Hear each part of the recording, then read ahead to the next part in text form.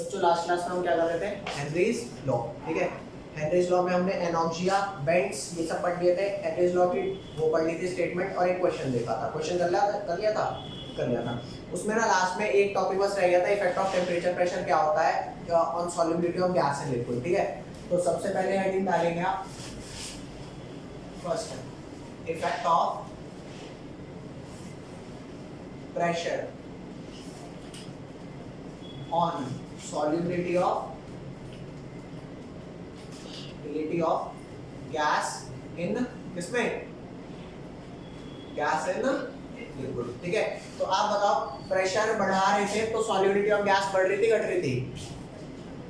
Pressure बढ़ाने से बढ़ रही थी ना, ये तो हमने पढ़ाई था कि प्रेशर बढ़ाएंगे तो बढ़ेगी। तो आप क्या लिखोगे, प्रेशर जो है वो डायरेक्टली प्रोपोर्शनल है किसके, सॉल्युबिलिटी के। अरे यही तो एक्चुअल में आपका हेनरीज लॉ था। तो प्रेशर इंक्रीज करने पर सॉल्युबिलिटी क्या होती है, यूनिटी इंक्रीज करती है। डन। सेकंड एस्पेक्ट क्या है हमारा, टेम्परेचर का इफेक्ट, ठीक है। तो टेम्परेचर का इफेक्ट, आप एक बात बताओ, जब सॉलिड सॉल्यूट में सॉल्वेंट के अंदर डिसॉल्व कर रहा था तब टेम्परेचर का क्या इफेक्ट था? एक्सोथर्मिक पे टेम्परेचर बढ़ाने से बढ़ रही नहीं, एंडो में टेम्परेचर बढ़ाने से बढ़ रही थी, याद नहीं है ना? हाँ एक्सो में, हाँ एक्सो में सॉल्युबिलिटी कम हो रही थी टेम्परेचर बढ़ाने पर, और एंडो में फेवर कर रहा था, ठीक है। यहाँ पे टेम्परेचर बढ़ाने का एक ही वो होता है, यहाँ ध्यान देना। पहले तो मैं डाल देता हूँ हेडिंग, क्या, effect of temperature on solubility of gas in liquid. आप खुद समझना इस बात को। मान लो ये आपका पानी है, इसके अंदर कहीं ना कहीं गैस के मॉलिक्यूल डिसॉल्व्ड है। गैस के मॉलिक्यूल क्या है, डिसॉल्व है। आप बताओ अगर नीचे से हीट करोगे तो गैस के मॉलिक्यूल इसमें डिसॉल्व रहेंगे, भाग जाएंगे? क्यों भाग जाएंगे? क्योंकि गैस के पार्टिकल्स की एनर्जी इंक्रीज होगी, और गैस तो वैसे भी एस्केप करना चाहती है, ठीक है। तो टेम्परेचर बढ़ाने पर सॉल्युबिलिटी क्या हुई, डिक्रीज हुई। यहाँ पे वो एंडोथर्मिक और एक्सोथर्मिक वाला हिसाब किताब वो सिर्फ कहाँ था, सॉलिड एंड लिक्विड के लिए था। Is that clear? तो यहाँ पर आप क्या बताओगे कि ऑन इंक्रीजिंग टेम्परेचर, क्या लिखोगे यहाँ पर, ऑन इंक्रीजिंग टेम्परेचर, ठीक है, solubility of gas in liquid decreases. Is that clear? ठीक है, देख लो इसको, ये वाला टॉपिक आपका गैस एंड लिक्विड वाला खत्म हो गया। नेक्स्ट हमारा क्या आता है, लिक्विड इन लिक्विड सॉल्यूशन। जो थर्ड टाइप की सॉल्युबिलिटी थी वो था लिक्विड इन लिक्विड सॉल्यूशन, ठीक है भैया। अब लिक्विड इन लिक्विड सॉल्यूशन कराने से पहले ना, सबसे पहले मैं आपको प्रेशर के बारे में थोड़ा ज्ञान दूंगा, वो प्रेशर पहले समझ जाओगे, उसके बाद ही मैं आपको लिक्विड इन लिक्विड स्टार्ट कराऊंगा। मतलब ये मान लो ये कुछ बेसिक्स होते हैं, तो यहाँ पर बेसिक्स लिख लो, ठीक है भैया। यहाँ चेक करना, आप सबको पता है प्रेशर जो होता है वो फोर्स अपॉन एरिया होता है, बोलते हैं ना भाई, प्रेशर फोर्स बाय एरिया होता है। आपको पता है अगर मान लो 10 न्यूटन का फोर्स है और 2 मीटर स्क्वायर का एरिया है, तो कट पिट के क्या आया, 5 आया। मैं कहूँगा 5 न्यूटन पर मीटर स्क्वायर का प्रेशर लग रहा है, ठीक है। और ये जो न्यूटन पर मीटर स्क्वायर होता है, इस न्यूटन पर मीटर स्क्वायर को मैं क्या बोलता हूँ, पास्कल बोलता हूँ। इसको ऐसे शो कर देता हूँ, 5 PA, 5 पास्कल। और पता है पास्कल में एक छोटी यूनिट होती है, जैसे कोई कहे कि ये ले मेरी जायदाद में से 1000 रुपया, तो भाई तू रख ले, अपन ये जायदाद रख ले, मैं मेरे से 500 ले ले, क्योंकि 1000 कोई बड़ी यूनिट है। वो कहे ये ले मेरी जायदाद में से 10 करोड़ रुपया, दे दे भाई, जल्दी दे, समझ रहे हो ना। तो पास्कल एक बड़ी यूनिट नहीं है, तो आप क्या लिखोगे, pascal is very small unit, ठीक है। तो ताकि एक बड़ी यूनिट मेरे को मिल पाए, मैं उसके लिए क्या कर रहा हूँ, उसके लिए एक दूसरी यूनिट लेकर के आता हूँ जिसका नाम है 1 बार। 1 बार में पता है 1 लाख पास्कल होते हैं, और एक और अलग यूनिट लाता हूँ 1 ATM, उसमें 1,01,325 पास्कल होते हैं। बताओ कौन ज्यादा बड़ा है, 1 बार 1 ATM? 1 ATM ज्यादा बड़ा है। रीजन क्या है 1 ATM के बड़े होने का? क्योंकि भाई इसमें 1325 पास्कल ज्यादा है ना, तो फर्क याद रखना हमेशा कितने का फर्क है, 1325 पास्कल का। Is that clear? ठीक है, कोई भी। और ये जो एटीएम है ना, इसको हम बोलते हैं एटमॉस्फेरिक प्रेशर। एटमॉस्फेरिक प्रेशर मतलब समझ रहे हो? एटमॉस्फेरिक प्रेशर का मतलब क्या होता है? हमारा एटमॉस्फेयर हमारे ऊपर कितना प्रेशर लगाता है, ये वो प्रेशर है। ठीक है, आपको एटमॉस्फेरिक प्रेशर एक तो मैंने पास्कल में बता दिया कितना होता है, एक और यूनिट्स में आपको समझाता हूँ। जैसे आपने वो देखा है बीपी नापने वाली machine.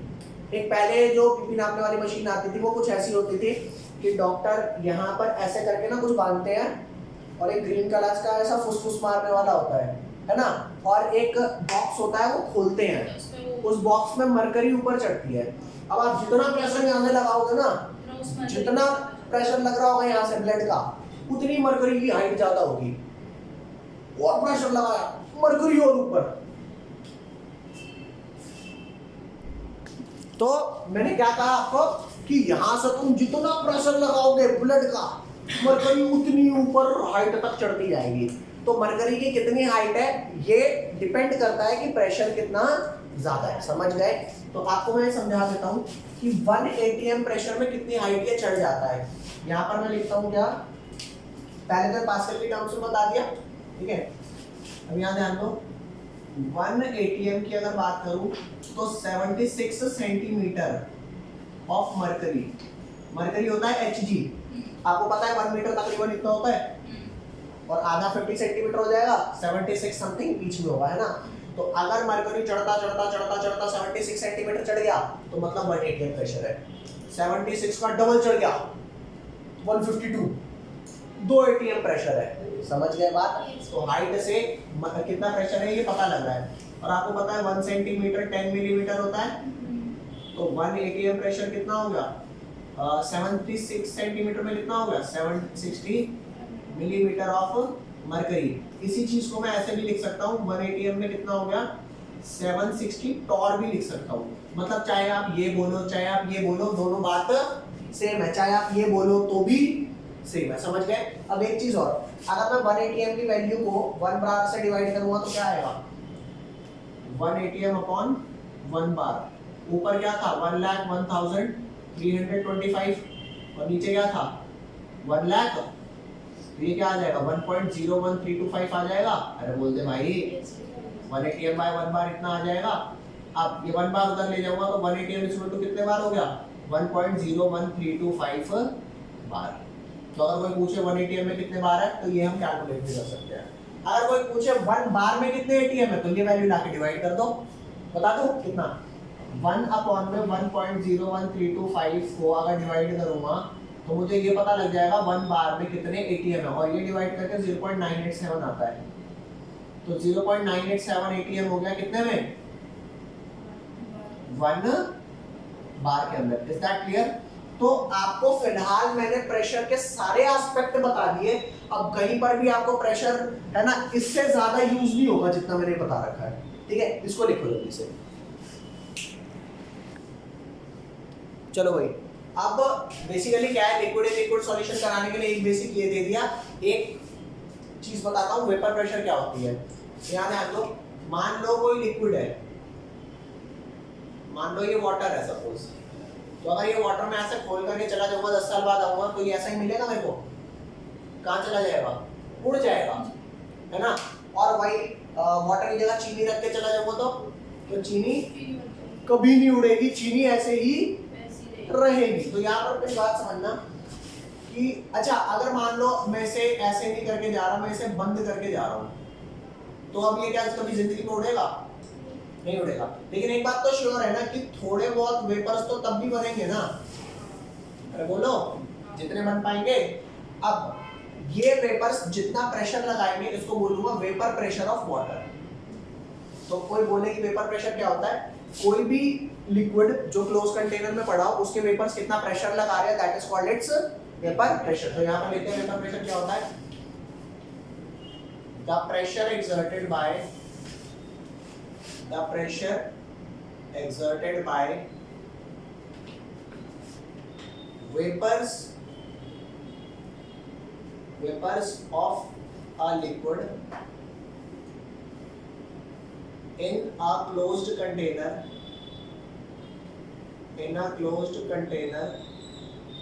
is called its vapor pressure. Definition आई समझ कि क्लोज कंटेनर में, ठीक है, एक लिक्विड के वेपर्स कितना प्रेशर लगाते हैं, that is called its vapour pressure. और जैसे मान लो वाटर है, वेपर प्रेशर को भी लिख दूं, बड़ा नाम है ना यार, भी लिख देता हूं. तो वेपर प्रेशर ऑफ वाटर को कैसे शो किया जाएगा, P नॉट वाटर. यही बात समझ. P प्रेशर हो गया, नीचे सबस्क्रिप्ट में वाटर ये बताएगा कि कौन सा लिक्विड है, और ऊपर नॉट ये बताएगा कि वो प्योर वाटर का प्रेशर है. मतलब इसके अंदर कोई डला नहीं है, प्योर है एकदम. समझ गए. तो मैं मान करके चल रहा हूं let P nought of water 400 mm of Hg है. मैंने फिलहाल अभी मान लिया, मुझे नहीं पता ये वैल्यू सही है गलत है, मैं तो लेट कर ली ये वैल्यू. समझ गए. ठीक है. अब ये वाली बात आप समझ गए. अब हम आएंगे अपने लिक्विड इन लिक्विड सॉल्यूशन पे. ये वाला मामला क्लियर है. तो यहाँ पर ध्यान देना भाई.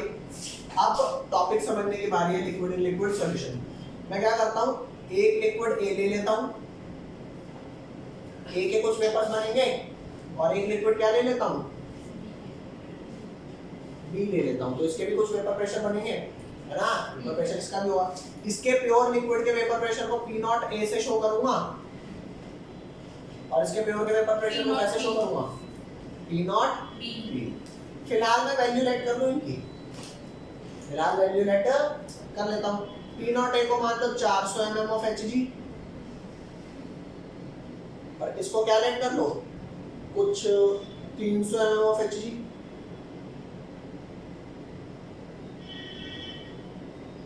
ठीक है. अब अगर मैं क्या करता हूं, दोनों में से थोड़ा थोड़ा ले लेता हूं, और एक और लिक्विड बनाता हूं. क्या, थोड़ा इसका ले लिया और थोड़ा किसका ले लिया, इसका. तो A प्लस B बना दिया मैंने. अब जो प्रेशर आएगा वो दोनों लगा रहे होंगे. तो अब जो प्रेशर टोटल होगा, वो प्रेशर A कितना लगा रहा है प्लस प्रेशर B कितना लगा रहा है, इनके सम के बराबर होगा. मानते हो नहीं मानते? इधर नॉट नहीं आएगा. हैं? इधर इसमें नॉट नहीं आएगा. नहीं, क्यों नहीं आएगा बताता हूँ. ये P नॉट A तब वाला प्रेशर है जब A इकलौता है, मेरे साथ कोई नहीं है. ठीक है. P नॉट भी तब है जब ये इकलौता है. तो नॉट वाला वो प्रेशर है जब A लिक्विड अकेला है, B लिक्विड अकेला है. क्या फिलहाल इस केस में दोनों अब अकेले हैं? आपने दोनों को मिक्स कर दिया. तो अब जो मिक्स करके भाई थोड़ा प्रेशर A के पार्टिकल लगा रहे होंगे, थोड़ा प्रेशर B के पार्टिकल लगा रहे होंगे. तो अब जो टोटल प्रेशर आएगा वो अकेला A का या अकेला B का तो नहीं है ना. अरे बोलो. तो अब जो प्रेशर है वो PA प्लस PB करके. अब आप कहोगे भाई ये तो बता दे PA PB निकालेंगे कैसे. ठीक है. मान लो आपने इसके कुछ नंबर ऑफ मोल्स लिए और इसके कुछ नंबर ऑफ मोल्स लिए. दोनों के मोल्स अगर पता है तो दोनों का मोल फ्रैक्शन निकल जाएगा. मोल फ्रैक्शन कैसे निकलता है, if number of mole of A is Na, if number of mole of A क्या है, Na है, and number of mole of B कितना है, Nb है. तो मोल फ्रैक्शन ऑफ A कैसे निकलेगा, Na अपॉन में Na प्लस Nb. और इसी हिसाब से मोल फ्रैक्शन ऑफ B क्या निकलेगा, Nb अपॉन में Na प्लस Nb. तो मोल फ्रैक्शन तो निकालना आता है आपको. तो जो इनके मोल फ्रैक्शन की वैल्यू आएगी ना, एक्सेल के मोल फ्रैक्शन को, A के मोल फ्रैक्शन को मल्टीप्लाई करना P नॉट A से, और B के मोल फ्रैक्शन को मल्टीप्लाई करना किससे, P नॉट B से. तो ये जो XA into P not A है, ये वैल्यू आई PA की, जो PA कंट्रीब्यूट कर रहा है. और ये वाली वैल्यू किसकी आई, जो PB कंट्रीब्यूट कर रहा है. दोनों को ऐड कर दो यूनिट के अंदर, टोटल प्रेशर. एग्जांपल ले लूं. एग्जांपल लेते हैं. मैंने P not A P not B तो लेट कर रखा था. एक एग्जांपल से लेट कर लेता हूं कि XA की वैल्यू 0.2 है. तो अगर XA की वैल्यू 0.2 है तो XB की वैल्यू क्या आ जाएगी, अरे x से मोल फ्रैक्शन का सम क्या होता है 1 होता है, मोल फ्रैक्शन का सम 1 होता है। तो अगर ये 0.2 है तो ये 0.8 आ जाएगा। तो कर ले पी टोटल क्या आया, x से 0.2 इनटू क्या हुआ, ये कितना है 400 है, तो 400 प्लस वो 0.8 इनटू क्या है 300, तो ये वैल्यू आ गई 80 और ये वैल्यू आई, तो ये value I 320 mm of Hg। ये बात समझ आई कि नहीं आई? और तूने कितना प्रेशर कंट्रीब्यूट किया जी? मैंने तो मात्र 80 किया। क्यों है तूने इतना कम क्यों किया? कुछ में था ही नहीं ज्यादा। अरे ज्यादा मोल्स किसके रहे होंगे, बी के रहे होंगे, तभी तो इसका फ्रैक्शन ज्यादा आ रहा है। नहीं आई बात समझ? तो जब मैं ज्यादा हुई नहीं तो मैं प्रेशर कैसे लगाऊंगा? नहीं बेटा तेरे को लगा, अरे ससुर मैं हुई नहीं, मैं कहां लगाऊंगा? कोई भी मोटिवेशनल स्पीकर का है नहीं तुझे प्रेशर लगा दे, अरे ससुर मैं हुई नहीं, तो मैं क्या, तू डालने को मेरे को एक बूंद मात्र इसके अंदर और प्रेशर सारा मैं ही लगा दूं। मान ले ए का एक बूंद डालाओ बाकी सारा बी हो, तो मेजर प्रेशर कौन लगाएगा? तब बी तो लगाएगा। तो वो बात कौन बताएगा कि कौन कितना है? वो तो उनके मोल फ्रैक्शन से ही पता लगेगी। समझ आया नहीं आया? पक्का? क्या मैं कह सकता हूँ यहाँ पे कि XA और XB ये मोल फ्रैक्शन ऑफ A और B है लिक्विड फेज में, कि लिक्विड में कितने हैं ये? अरे बोल दो। तो यहाँ पर मैं ये चीज लिख देता हूँ कि XA और XB है क्या फिलहाल? XA है हमारा मोल फ्रैक्शन ऑफ A इन कौन से फेज? Liquid phase. और ऐसे ही XB क्या है? मोल fraction of B in liquid phase. तो ये पता लग भाई यार, थोड़ा लिक्विड A का होगा थोड़ा लिक्विड B का, तो कितना A है कितना B है वो X से XB से पता लगेगा। एक और चीज होती है YB, और एक और क्या चीज होती है? एक बात बता, थोड़े A के मॉलिक्यूल प्रेशर लगा रहे होंगे, अरे मान ले काले वाले A के मॉलिक्यूल हैं और लाल वाले किसके मॉलिक्यूल हैं? मान ले लाल वाले मॉलिक्यूल B के हैं, तो थोड़ा A के पार्टिकल प्रेशर लगा रहे होंगे थोड़ा, तो तुमने ये तो बता दिया लिक्विड में मोल फ्रैक्शन X से XB है। ये कौन बताएगा वेपर में क्या फ्रैक्शन है? ये कौन बताएगा? ये बताएगा YA और YB। तो जैसे वो मोल फ्रैक्शन ऑफ A और B लिक्विड फेज में था ना, YA YB क्या हो जाएगा? मोल fraction of A and B in vapour phase. निकालेंगे कैसे? आपने XA into P naught A करके PA की वैल्यू निकाल ली, तो जो प्रेशर ऑफ A आया है ना उसको P टोटल से डिवाइड कर दो। अरे तो आपको तो दोनों ही वैल्यू, अबे इन्हीं दोनों को तो प्लस करके ये आया होगा। आपको ये भी पता है, आपको ये भी पता है, आपको ये भी पता है, तो एक बार PA by P टोटल कर दो, YA आ गया, और एक बार PB by P टोटल कर दो, क्या आ जाएगा? YB आ जाएगा। YA क्या हो गया आपका? YA आपका हो गया मोल fraction of B in, YA आपका हो गया मोल फ्रैक्शन ऑफ B इन कौन से फेज? हाँ इन वेपर फेज। दिखाई भी दे रहा है? हाँ दिखाई तो सब दे रहा है। In vapour phase. और इसी हिसाब से ये क्या हो जाएगा? अरे YB क्या हो जाएगा यार? मोल फ्रैक्शन ऑफ, अरे भैंस की पूछिए A है यार, तुम भी नशे में हो भाई सब सारे के सारे। अबे ये A है तो वो तो A का होगा। यहाँ पर of B in vapour phase. Is that clear? कोई डाउट यहाँ तक? लो इसे लिखो। फिलहाल अगर कोई पूछे कि भैया यहाँ तो निकालते कितना आएगा, तो YA की वैल्यू अगर मैं इसके हिसाब से देखूँ तो कितनी आएगी? 80 था और टोटल 320 है, तो इसकी वैल्यू आ जाएगी 80 by 320, और ये YB क्या आ जाएगा? 240 by 320। तो ये कटा 1 और 4 तो 0.25 आ गया, और ये क्या आया? 0.75। क्लियर? अरे बोल दो भाई, चेक ले इसे जल्दी से। चलो भाई क्वेश्चन देखना, आपका लिक्विड एंड लिक्विड सॉल्यूशन का क्वेश्चन है। क्या रहा है आपको? वेपर प्रेशर प्योर क्लोरोफॉर्म का और डाइक्लोरोमीथेन का दे रखा है। इसे क्या बोलते हैं? इसको बोलते हैं क्लोरोफॉर्म। क्लोरोफॉर्म, ठीक है, और इसको बोलते हैं डाइक्लोरोमीथेन। ठीक है भैया जी, देखना क्लोरोफॉर्म का प्योर का वेपर प्रेशर दे रखा है 200 mm ऑफ Hg। ये क्वेश्चन है भाई, ठीक है। और डाइक्लोरोमीथेन का दे रखा है 415 mm ऑफ Hg। तू बता किसके वेपर ज्यादा प्रेशर लगा रहे हैं प्योर में? इसके ना, अरे इसका 415 है, इसका 200 है, तो 415 ज्यादा है। और ये प्योर के वेपर प्रेशर है, सोल्यूशन में नहीं कि ए का ही है बी का ही है। तो जिसके ज्यादा वेपर प्रेशर लगाते हैं वो ज्यादा वोलेटाइल है, ज्यादा चुल है ना वेपर बनाने की, समझे? तो कुल मिला के प्योर का वेपर प्रेशर दे दिया। मोलर मास कैसे निकालेंगे? कार्बन का कितना होता है? कार्बन का मास 12 होता है, हाइड्रोजन का 1 होता है, Cl का 35.5 होता है। तो मोलर मास भाई ये हमको गिवन है, मोलर मास निकाल लूंगा नहीं निकाल लूंगा? तो मोलर मास मेरा CH_Cl3 का कितना आ गया? 119.5 इतना ग्राम पर मोल आ गया किसका? क्लोरोफॉर्म का। और इसका कितना आता है? इसका आता है 85 ग्राम पर मोल। इसका कितना आता है भैया? 85 ग्राम पर मोल। तो मोलर मास भी निकाल लेंगे इन वैल्यूज से। अच्छा गिवन मास ये हमें बताएंगे कि कितना कितना ले रखा है। तो इन्होंने इसका कितना ले रखा है? 25.5 ग्राम इसका ले रखा है। और इसका गिवन मास कितना ले रखा है? 40 ग्राम इसका ले रखा है। कैलकुलेट करने को कह रहा है, पहली बार टोटल प्रेशर कैलकुलेट करने को कह रहा है, और उसके बाद कह रहा है मोल fraction of each component in vapour phase. ठीक है भाई? तो आप मेरे को एक बात बताओ, अगर आपको गिवन मास पता है और मोलर मास पता है तो नंबर ऑफ मोल्स आ जाएंगे।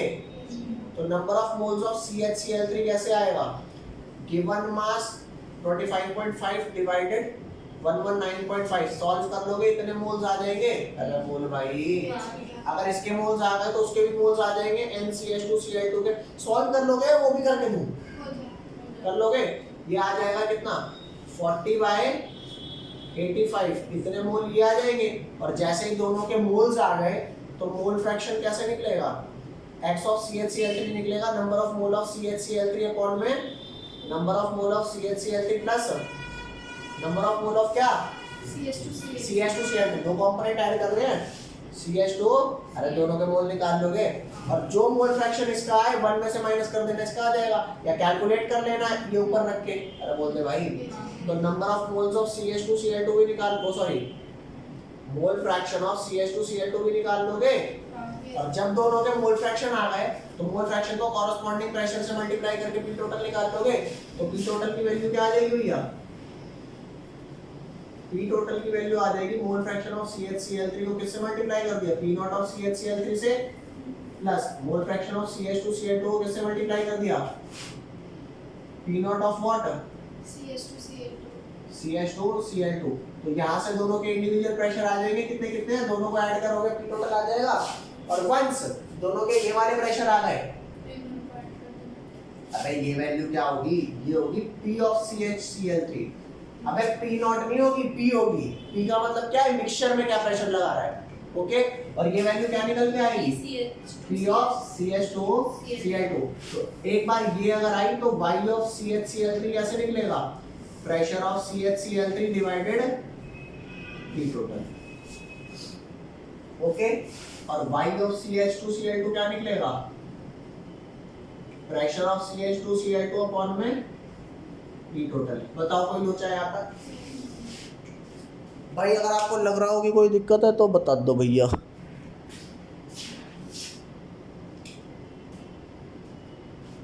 ठीक है, हो जाएगा क्वेश्चन। अगर ये पेपर में पूरा क्वेश्चन आता है तो कितने मार्क्स का आएगा? क्लियर? देख लो ऐसे। बाकी सॉल्व अभी मत करना, सॉल्व घर पे कर लेना, ठीक है। बाकी आगे नेक्स्ट चलेंगे।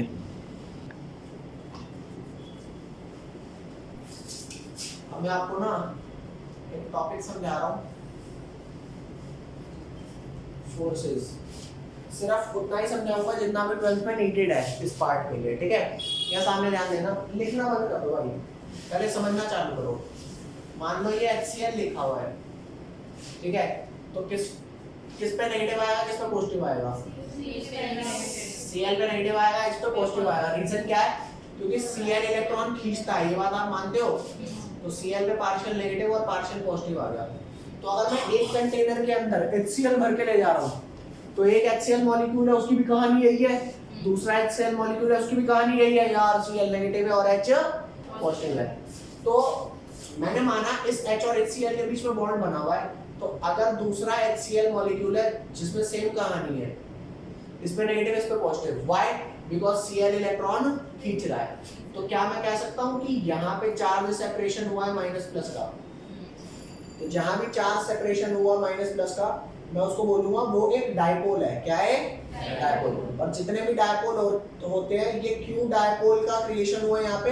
क्योंकि ये पोलर बॉन्ड था, पोलर बॉन्ड था। और पोलर बॉन्ड कैसे कंपाउंड बनाते हैं? पोलर कंपाउंड बनाते हैं, समझे कि नहीं समझे? अरे बोलो। तो ये कंपाउंड क्या है? पोलर। और जब एक कंपाउंड जो पोलर है और दूसरा कंपाउंड जो पोलर है, इसका नेगेटिव और इसका पॉजिटिव, बताओ अट्रैक्ट करेंगे नहीं करेंगे? करेंगे ना। रीजन क्या है? क्योंकि माना कि इस नेगेटिव इस पॉजिटिव के बीच में यहाँ पे बॉन्ड तो बना हुआ है ना, लेकिन क्योंकि ये नेगेटिव है पॉजिटिव है, अट्रैक्शन तो हो जाती है कि हाँ भाई तू पॉजिटिव में नेगेटिव, ठीक है। इस अट्रैक्शन को हम बोलेंगे, क्योंकि ये डायपोल है ये भी डायपोल है, तो इसको बोलेंगे डायपोल डायपोल इंटरेक्शन, ठीक है। तो यहाँ पर क्योंकि ये भी डायपोल है ये भी डायपोल है, तो इस इंटरेक्शन को मैंने क्या बोला, इस वाली को डायपोल डायपोल इंटरएक्शन, ठीक है भैया, क्लियर। अब एक और केस बताता हूं। मान लो HF मॉलिक्यूल है, दो क्या है? HF molecule. तुम बताओ कौन ज्यादा इलेक्ट्रोनेगेटिव है, फ्लोरीन या क्लोरीन? फ्लोरीन ज्यादा है। तो अगर क्लोरीन थोड़ा इलेक्ट्रॉन खींच रहा था, तो फ्लोरीन थोड़ा सा ज्यादा खींचेगा, मानते नहीं मानते? तो नेगेटिव पॉजिटिव चार्ज सेपरेशन कहाँ ज्यादा होगा, HCl पे या HF पे? HF पे। यहाँ पे नेगेटिव चार्ज भी ज्यादा है और पॉजिटिव भी ज्यादा है, नेगेटिव भी ज्यादा है और पॉजिटिव भी। तो ये भी एक डायपोल हुआ, ये भी एक डायपोल हुआ। बताओ यहाँ पे डायपोल इंटरेक्शन होगा नहीं होगा? डायपोल डायपोल होगा। लेकिन यहाँ पे डायपोल डायपोल इंटरेक्शन इतना ज्यादा है ना कि ये सिर्फ इंटरेक्शन नहीं रह गया, इन्होंने क्या बनाया? बॉन्ड। मेरी बात दोबारा सुनो। जब भी कभी डायपोल डायपोल का इंटरेक्शन इतना बढ़ जाए कि वो बॉन्ड बना ले, तो हम कहते हैं बेटा अब तुम सिर्फ डायपोल डायपोल कहलाने लायक तो नहीं हो, तुम उससे थोड़े से आगे बढ़ गए। तो अब इस डायपोल डायपोल को हम क्या बोलेंगे? H bonding. क्या बोलेंगे भैया? मतलब H बॉन्डिंग कब होती है? जब डायपोल डायपोल थोड़े ज्यादा, डायपोल डायपोल थोड़ा और ज्यादा अट्रैक्ट हो जाते हैं, तो क्या बन जाता है? H bond. तो कहोगे यार मुझे कैसे पता लगेगा कि कब मैं डायपोल डायपोल बोलूं, कब H बॉन्डिंग? क्योंकि ये तो मुझे कैसे पता ज्यादा चार्ज है कम है? तो आपको बताता हूँ कैसे पता लगेगा, यहाँ ध्यान देना। जब भी आपकी बॉन्डिंग कभी एलिमेंट की HF की हो, HO की हो या फिर HN की हो, यहाँ ध्यान देना तीन पे। वाटर मॉलिक्यूल अगर मैं लेता हूँ, पसंद से देखना, वाटर मॉलिक्यूल लेता हूँ मैं H2O, तो ये जो H2O का केस है, इसका स्ट्रक्चर होता है HOH। कौन इलेक्ट्रॉन खींचेगा, कौन देगा? O खींचेगा। अरे बोलो। तो O पे नेगेटिव चार्ज आया और H पे, दोनों पे कौन सा चार्ज आया? तो इसको यूं मत कहना कि अच्छा स्ट्रक्चर बना देता हूँ, अच्छा सा, यहाँ नेगेटिव यहाँ पॉजिटिव, ऐसा बना। याद रखो जितना ये नेगेटिव है ना, उतना ये दो मिलके पॉजिटिव बना रहे हैं। तो मैं ऐसा स्ट्रक्चर जिंदगी में कभी नहीं बनाऊंगा। कैसा स्ट्रक्चर बनाऊंगा? ऐसा ही बनाऊंगा। अरे यार ये तो स्ट्रक्चर यूं जा रहा है ना, तो मैं ये नहीं बनाता, मैं बनाऊंगा एक ऐसा ही डायपोल। तो ये वाटर है, एक और वाटर आएगा, उसकी भी कहानी यही होगी, उसमें भी डायपोल होगा माइनस प्लस। तो अब क्वेश्चन आता है यार मैं तेरे को डायपोल डायपोल बोलूं या H बॉन्डिंग बोलूं? तो चेक करना हमेशा, जब भी तुम्हारा डायपोल इन तीनों में से किसी एक बॉन्ड की वजह से क्रिएट हो रहा हो, किसकी वजह से? या HF की वजह से, या HO की वजह से, या HN की वजह से। यहाँ किसकी वजह से क्रिएट हो रहा है डायपोल? HO। इसकी वजह से ना। तो जब भी इन तीनों में से कोई डायपोल क्रिएट करता पाया जाएगा, तो उसको मैं क्या बोलूंगा? H बॉन्डिंग बोलूंगा। Dipole dipole H bonding. अरे भैंस की पूछ, डायपोल डायपोल नहीं बोलूंगा, क्या बोलूंगा? H bonding. तुम कहोगे अच्छा यार ये तो तू कंफ्यूज कर रहा है। भाई कंफ्यूज कहाँ कर रहा हूँ, सुनो मेरी बात। यहाँ पर डायपोल क्या इन तीनों में से किसी एक ने क्रिएट किया? नहीं। और जी मैं यहाँ थोड़ा मतलब हर जगह में ही हूँ, नहीं। तो यहाँ पे डायपोल डायपोल ही कहलाएगा, लेकिन यहाँ पे डायपोल किसने क्रिएट किया? इन तीनों में से किसी एक ने, तो क्या कहलाएगा? H bonding. तो H बॉन्डिंग एक स्पेशल केस है डायपोल डायपोल इंटरेक्शन की। और H बॉन्डिंग कब कहलाएगी? जब डायपोल कौन क्रिएट करता हो? इसको तीन को आप ऐसे याद रख सकते हो फोन वर्ड से, FON। अरे F का या तो H से या O का H से या N का H से, समझ गए? लिखो इसे जल्दी से।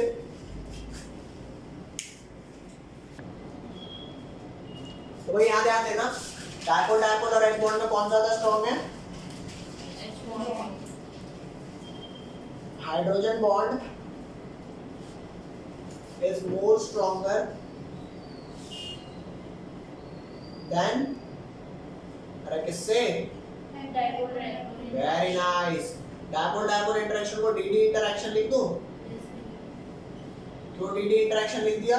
डायपोल डायपोल बहुत बड़ा है यार, ये समझ आया ना? नेक्स्ट आप यहाँ दो मॉलिक्यूल H होंगे वो एक दूसरे के साथ भी H bonding कर सकते हैं। अरे वो एक दूसरे के साथ ही H बॉन्डिंग कर रहे हैं, वो आपस में नहीं कर रहे H बॉन्डिंग, आपस में तो वो कोवेलेंट बॉन्ड है। ये जो देख, ये एक मॉलिक्यूल है, दूसरा जैसे मैं आपको एक चीज समझाता हूँ। मान ले दो अलग अलग स्कूल है, तो उसे क्या बोलते हैं? Inter school competition. तो दो अलग अलग मॉलिक्यूल है भाई, मॉलिक्यूल का अपना बॉन्ड तो है ही, लेकिन एक मॉलिक्यूल का दूसरे मॉलिक्यूल से क्या इंटरेक्शन है, that is called intermolecular force. समझ गए? तो मैं दो HCl के बीच के फोर्स बता रहा हूँ, डायपोल डायपोल है, ठीक है?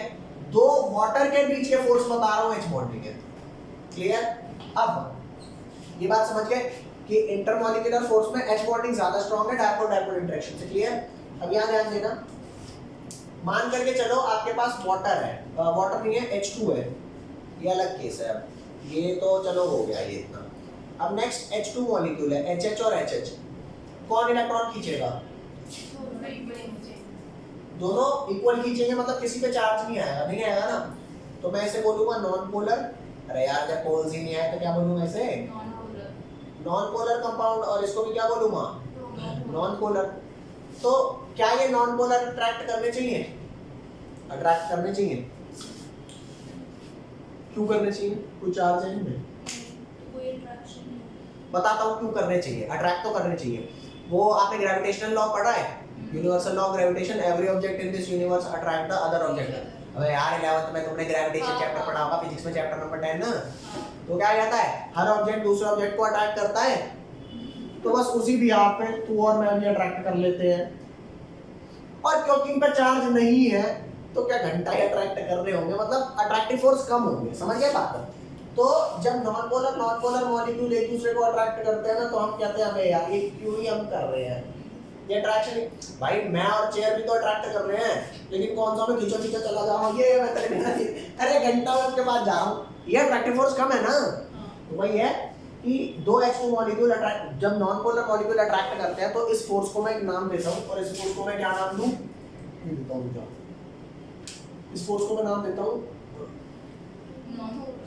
London force. घंटा मुझे कुछ याद है 11वीं का। एक नाम है इसका लंदन फोर्स, एक और नाम है इसका डिस्पर्जन फोर्स। और किताब में इस लंदन फोर्स या डिस्पर्जन फोर्स को क्या लिखा है?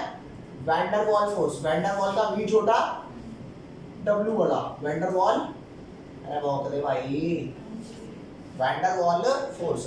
तो कहता वैसे वैन डर वाल फोर्स तीनों को ही बोलते हैं, H bonding, dipole dipole, dispersion. लेकिन किताब में गधों ने क्या यूज कर रखा है?